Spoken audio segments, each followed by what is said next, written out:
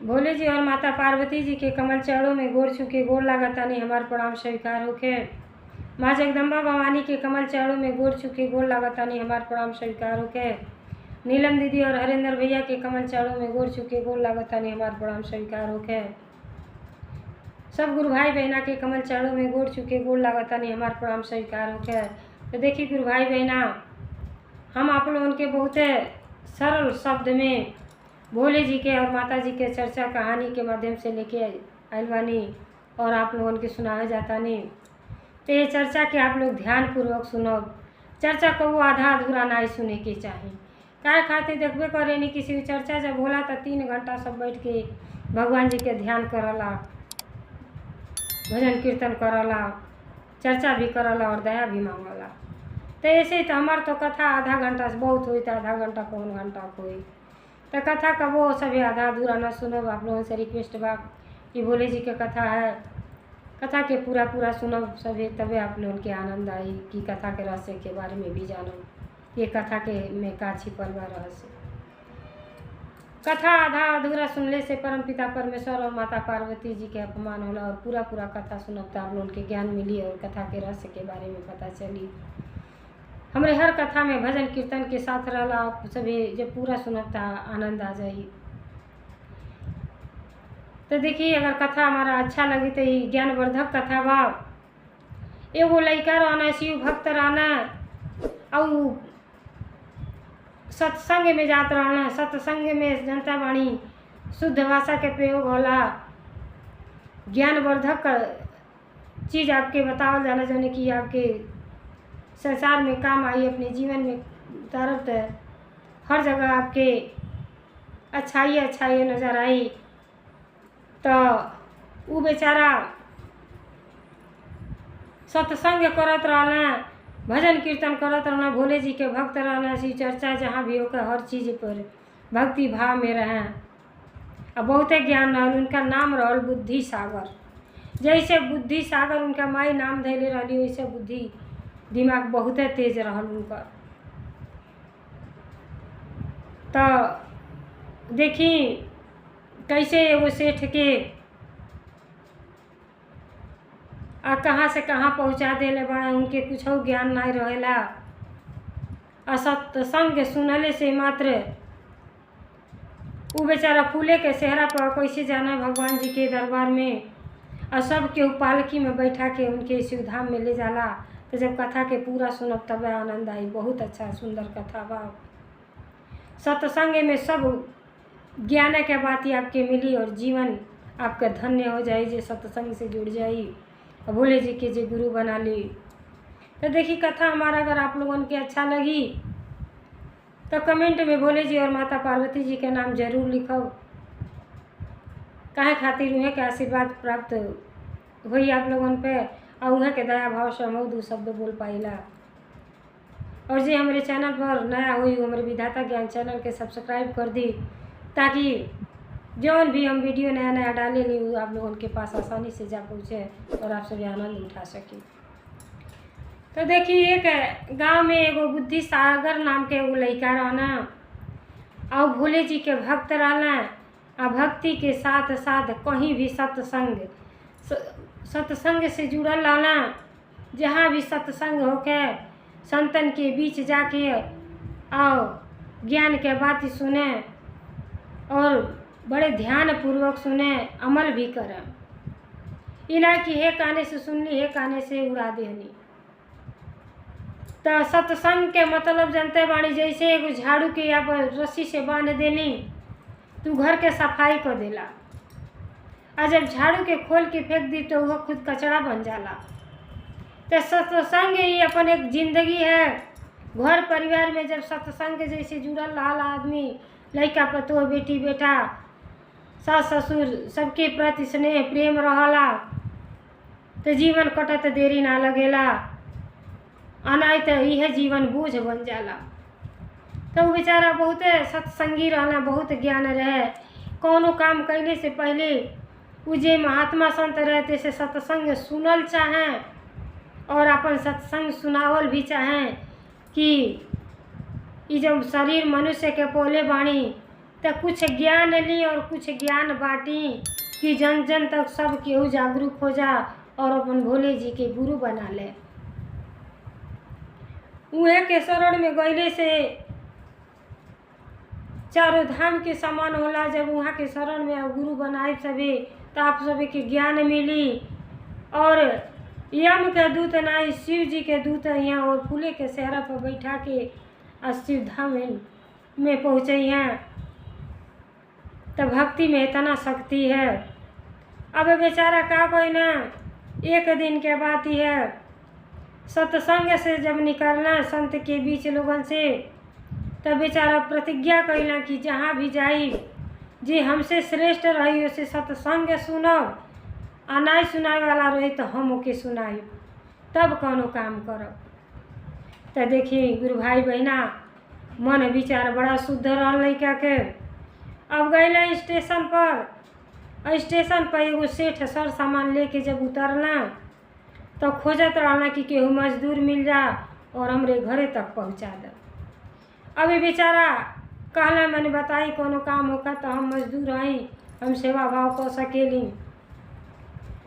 अब जो रहना सेठ कहला चलो खोजता रहनी आ गई तो चलो ऐसा बात बा कि हमार गठरी मठरी जौन बा हमरे घरे पहुँचा दो आ तो के इतना पैसा दे। अब सब बातचीत जब हो गई बातचीत में लड़का भुला गई सत्संग के बात तो सुनाई ना पोला। जब कुछ दूर आ गई तो दिमाग में सोचत हूँ कि हम का भुलाता नहीं। जब आधा दूर बेचारा आ गई गठरी मठरी लेके तो उनके याद पड़ल कि देखो ना हम कहले रहनी है कि जहाँ जाए तो सत्संग सुनब सुनाई, तो ही तक काम हम भूलिए गई। तो कहना सेठ जी से कि सेठ जी हाथ जोड़ के गठरी धो देना भैया। कहना सेठ जी एक बात हम भुला गई नहीं, हम जब से होश संभरले बाड़ी तब से भक्तिया भाव में रहे नहीं, और भक्ति से छूटे नहीं तो कर्म ही पूजा है। अपने खाए कमाए करतीन कुछ जांग डोलावे नहीं तो अपन जौन भी मिलला उसे अपन जीवन यापन करे नहीं। तो हमके आप श्रेष्ठ बाणी हमके सत्संग सुना दी। कौन सत्संग में तो जरूर गई हो कब जब इतना बड़ा सेठ आप बाणी। तो अब सेठ जी तक कौन सत्संग के बारे में कुछ जानता ना रहना। कहले दादा कौन एक साथे फंस गई नहीं, आए के नहीं सुनावत है तबो बेजाइबा आ सुनत है तबो बेजाइबा, नहीं सुनत तो बेचारा ही हमार सामान ही धो दी चल जाई तो दिक्कत हो जाए। कहला नहीं सुनाई, कहला नहीं हमारे बाबू हमरे सत्संग तो अबे नहीं करेला, ई सत्संग पूजा पाठ हम कुछ नहीं जाना। सत्संग माने का होला कहला नहीं जानत है तो हम ही सुनावत है सुनली। अब बेचारा आश्चर्य में पड़ गए, कौने लड़का के पाला पड़ गई। कहला अच्छा चला तू सुनाओ हम सुनत है। सोचला ही सुनाई या घरे तक पहुँचा दी। अब बेचारा सत्संग सुनावत जाता टे आ सेठ जी मन लगा के नहीं सुनता ना, आधा अधूरा बस काने तक आवाज़ जाता, एक काने सुनत है एक काने से बाहर निकाल देता हूँ। उनके तो यही बा कि कैसे ही हमके घरे पहुँचा दे। पूरा हाल बा करती हूँ पूजा मगर ध्यान है जूता में। अब बेचारा के मन तरह दूसरे ओर तो वो खाली एक काने से सुने और एक काने से निकाल दे। वो लड़का सत्संग सुनाओ सुनाओ तो उनके घरे पहुँच गई ना। और जब घरे गई ना बुद्धि सागर उनका सर सामान सब धो दिया ना, तो कहला कि सेठ जी आप हमारा सत्संग बढ़िया से सुनली है ना। कहला अरे सत्संग तो तू सुनौलो ठीक है, लेकिन हमारे एक काने से आयल है एक काने से निकल गई। तब कहला बस वही बेचारा समाधि पर बैठ गई ना।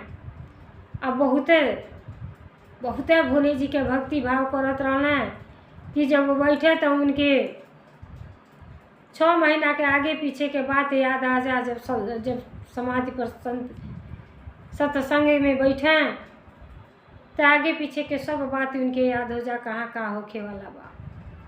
आज जैसे सेठ जी के घरे समाधि पर बैठल है भगवान के नाम लेके भोले जी के, तो जब आँख खोला ताना तो कहताना कि सुनी सेठ जी एक बड़ा दुख के बात बा। कहना का हो। और तो बिहान 7 बजे ले मृत्यु हो जाई। इमे तनिको संदेह नहीं है। कहला तू कैसे जान गई? कहला भाई हम जानत हई, अगर नहीं होई तो रउरे हमके मृत्यु दंड दे देबा, लेकिन आपके 7 बजे ले मृत्यु हो जाए। तो कहले वाले कैसे ही जाना था भाई मृत्यु के बाद कि हम 7 बजे मर जाए? कहला ठीक बा, अरे जेकर आ जाए के केहू तो बचा ही ना पाई। कहला लेकिन मृत्यु जब हो जाई राउर तो जब दूत रउरे के ले जाइया तो रउरे का देखल चाहबे? कहला का देखल चाहब? अरे मने कर्म जब कैले रही सब तो उहे ना भोगेला। तो कहला कर्म भोगे के कहबे आ की कर्म देखे के कहबा? अब आश्चर्य में पड़ गए ना। कहला तू ही ज्ञानी बाड़ा, तू ही बताओ, हम तो सत्संग के बारे में कुछ जानकारिए ना बा। पूरा जीवन व्यतीत कर देली लेकिन सत्संग और पूजा पाठ भक्ति भाव कुछ ना कैली। तब वही बलौना समझावे कि जौनी धन दौलत लेके अली है बेटा बहू सब यही छोड़ के बिहान 7 बजे चल जाए, यहाँ तक कि शरीरियो आपके साथे ना जाए तो वह सत्य संग और बुद्धि ज्ञान जौन भी पूजा पाठ भक्ति भाव कैले रह दान पुण्य वही के लोग लेखा जोखा वहाँ होई। तो का कहबे? देखी अगर कहीं यम के दूत की कर्म भोगबे, कर्म के फल भोगल चाहबे आखी देखल तो रउरे कह देबे हम कर्म का फल देखल चाहत है। कहला ठीक बात, तू ज्ञानी बड़ा बता देना तो इतना ज्ञान रही। अब बेचारा मन में बैठा लेना कि अब हम के दूत जब हम के यहाँ हमार प्राण निकरी आ पूछिए तो हम ये कहो कि हम कर्म का फल देखल चाहता नहीं कि हम का कोई बानी। अब बेचारा जैसे उ लइका बुद्धि सागर जौने टाइम कहले रहना वही टाइम सेठ जी के मृत्यु हो गई। गुरु भाई बहना जब मृत्यु हो गई यमराज जब उनके ले जाए अला तो कहता ना कि बताओ तू का कैले धैले बड़ा, कैसे जाए चाहता अपने कर्म के लेखा जोखा का कोई चाहता? कहना कुछ ना, हम तो कर्म के फल देखल चाहता है। हम कर्म के फल जौन कैले बानी ओके देखल चाहते हैं कि का हम कर्म कैले बानी। अब यमराज बड़ा आश्चर्य में पड़ना, दुनिया भोगल चाहला और देखल चाहता ना।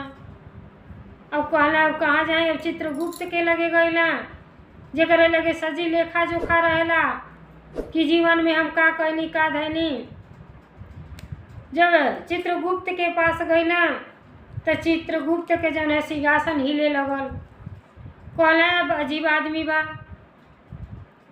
जे भरावल उ कर्म के फूल भोगल चाहला आई देखे के कहताटे। कहला एकर जवाब तो हमरे लग नहीं है, आ चलो ब्रह्मा जी के पास चलल जा।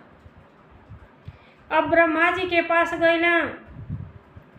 अब उ सेठ रहला, यमराज रहला, चित्रगुप्त, तीनों जनी ब्रह्मा जी के पास पहुँच गई ना लोग। जब ब्रह्मा जी के पास गईला तो कहला कि ब्रह्मा जी ये जो सेठ है आइल बाड़ा मृत्युलोक में, आई जौन है कर्म जौन कैले बाड़ा उ देखल चाहत हूँ। अब ब्रह्मा जी भी आश्चर्य में पड़ गए, दुनिया भोगे आवला आई देखे आइल बाना। कहला एकर से निवारण इंद्र भगवान करिए। अब जब इंद्र भगवान के पास ब्रह्मा जी पहुँचनी, चित्रगुप्त और यमराज और सेठ चारों जनी वहीं चल जाता लोग। और रास्ते में जैसे जाता ना कहता ना अब तो हमारे चल ही नहीं जाता, अब थकान हो गई बा।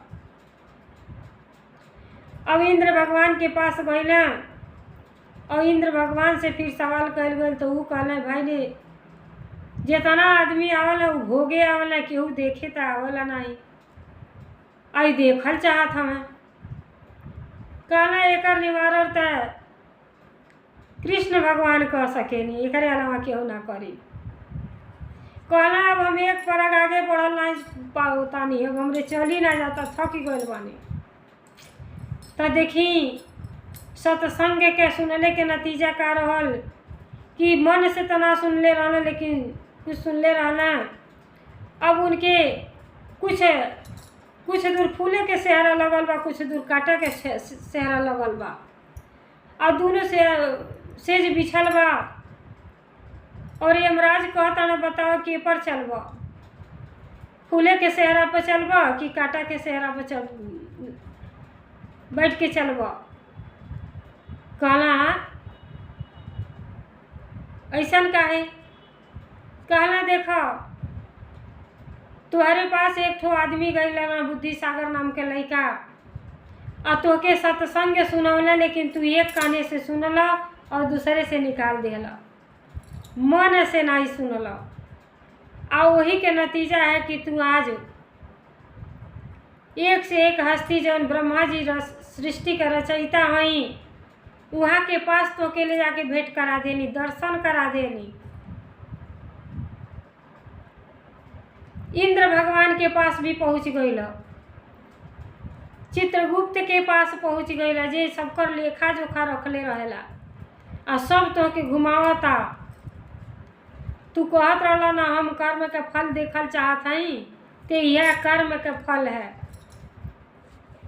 अब वहाँ से का कोई ना कहला नहीं हमके कांटा पर न बैठाई, आ हमके कुछ दिख के मोहलत देली, हम वापस घरे घूम के जाए चाहत हई। आ जब यहाँ से आई तब जाके हम हरि के पास जाए। तो देखी जब कांटा के और फूल के सेहरा देखलें तो उनके ज्ञान हो गई कि भक्ति भाव में बहुते कुछ मिलेला।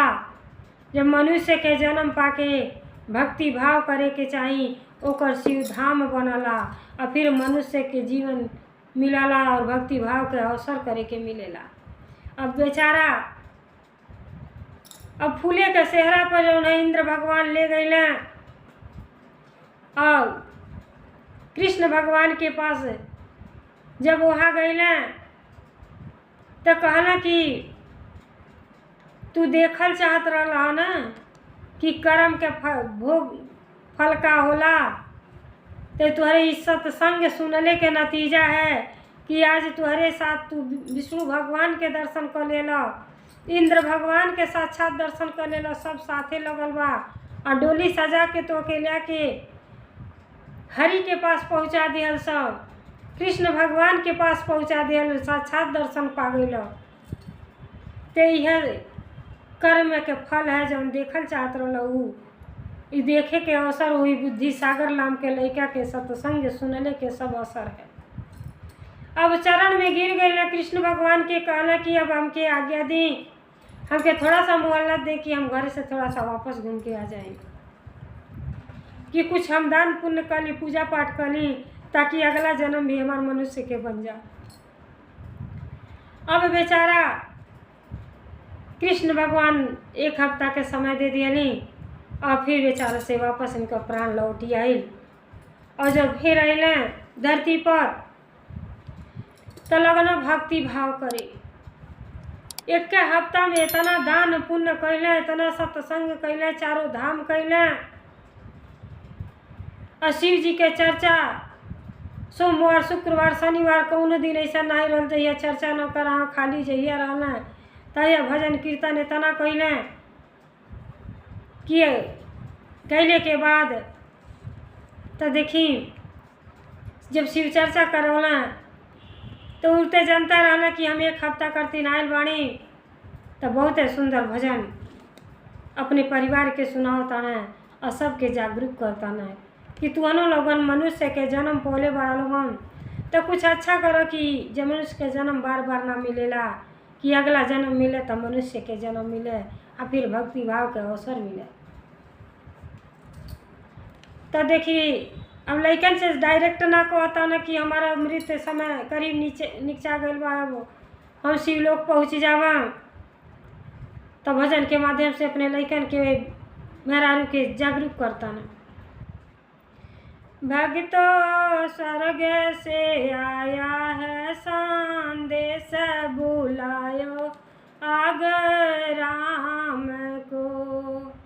भक्तो स्वर्ग से आया है संदेश बुलाया आग्यो राम को। 1 मिनट के मोहलत दे दो कर लूँ बेटा से बात। 1 मिनट के मोहलत दे दूँ कर दूँ बेटा से बात, कर लूँ बेटा से बात। तुम भाई भाई प्रेम से रहना, भाई भाई प्रेम से रहना, आना सबको उनके साथ। भाई भाई प्रेम से रहना, जाना है सबको उसके साथ। बुलाया आग्यो राम को, बुलावा आग्यो राम को। भक्तों स्वर्ग से आया है संदेश बुलाया आग्यो राम को। भक्तों स्वर्ग से आया है संदेश बुलाया आग्यो राम को। 1 मिनट के मोहलत दे दो कर दूँ बहू से बात। 1 मिनट के मोहलत दे दी करूँ बहू से बात। मैं तो तुम्हारे धर्म निभाई बांध के रखियो ये परिवार। बुलाया आग्यो राम को। भक्तों स्वर्ग से आया है संदेशा बुलाया आगे राम को। कहता अपने बेटा से कि ये बेटा 2 ठो बेटा रहना कि आपस में लोगन मिलजुल के प्रेम से रहिया। एक दिन सबके यहाँ से शिवधाम में जाए के बाद तो मनुष्य के शरीर पौले बड़ा तो प्रेम पूर्वक से रहिया और प्रेम भाव से भक्ति भाव करिया कि अपने जीवन के धन्य बना लिया बेटा लोगन। और हम तो भक्ति भाव कुछ ना जानले रहनी। और जब ज्ञान जब साँझ बा तब बिहान बा और मौका पाके आयल बाणी भक्ति भाव करी तब बेटा वचन के निभैया माई बाप के। अब प्रेम भाव से दोनों भाई लोगन रही तब बेटा लोग उनके तो समझावता न। ओकरे बाद बहू से कहता न कि ये बहू अब हमन के तो अपन धर्म कर्म निभा भइल बानी आ हमार तो बुलावा आ गइल बा राम के पास जैले के। ती जौन तुहार सास बड़ी सास माई के समान होली, देवी देवता के समान होली। भक्ति भाव करिया लोगन और सेवा भाव करिया। सास ससुर के चरण में चारों धाम होला। जे अपने माई बाप और सास ससुर के सेवा से वंचित हो जाला जीवन में कबो सुखमय ना होला। तो कहता है हे बहू ई गांठ बांध के रख लिया और ये रिश्ता के बढ़िया से लोगन निभैया और भक्ति भाव करिया, पूजा पाठ करिया। तो करे बाद देखी अपने पत्नी के समझा रहा बना। 1 मिनट के मोहलत दे दो करूँ पत्नी से बात। 1 मिनट के मोहलत दे दो करूँ पत्नी से बात। बुलावा आगे राम को। भक्तों स्वर्ग से आया है वो संदेशा बुलाया आगे राम को। 1 मिनट के मोहलत दे दो करूँ पत्नी से बात। तेरा मेरा साथ छूटा, तेरा मेरा साथ छूटे, रखना अपना ख्याल। बुलाया आग्यो राम को, बुलाया आग्यो राम को। भक्तों स्वर्ग से आया है देसा बुलाओ आगे राम को। 1 मिनट के मोहलत दे दूं करूं मोहन से बात। 1 मिनट की मोहलत दे दूं करूं मोहन से बात।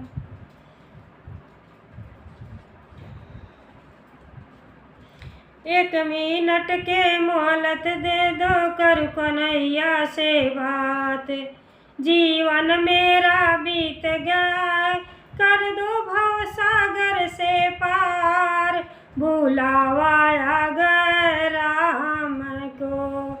भक्तों स्वर्ग से आया है संदेशा बुलाया आगे राम को।